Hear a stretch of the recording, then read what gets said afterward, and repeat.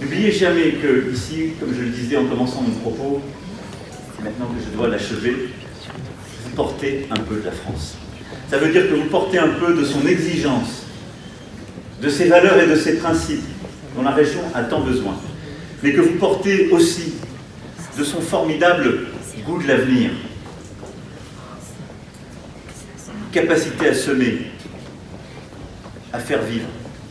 Je ne sais ce que donnera le monde demain. Je sais que chacune et chacun d'entre vous peut peut-être semer quelque chose qui le rendra un peu meilleur. Et je finirai sur cette anecdote qui m'a beaucoup touché tout à l'heure. J'étais avec Shaul, qui était dans les survivants, il doit être là avec nous d'ailleurs, et qui est né en Pologne, qui était à Auschwitz, et qui était à Roglic tout à l'heure, qui a allumé la flamme à côté de nous avec Serge. Il m'a dit que quand la guerre s'est terminée, c'est la France qui m'a accueilli, avant que je vienne d'Israël. Et la France m'a formidablement accueilli. Il m'a dit, je parlais presque pas français, mais j'avais quelques mots. Parce que j'avais appris, chez moi en Pologne, des traductions françaises de Rabbi de Troyes. Rachid. Rachid. Qui était un rabbin, pour ça.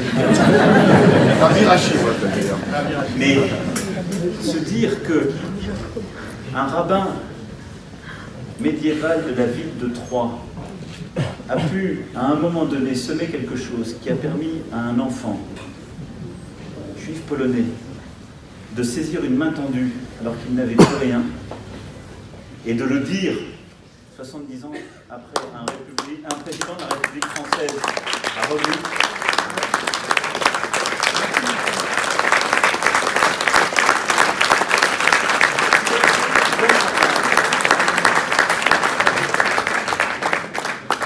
Je me dis que la vie est formidablement inventive et pleine d'espoir, mais je veux vous dire aussi que rien dans ce que vous faites, en particulier ici, n'est innocent.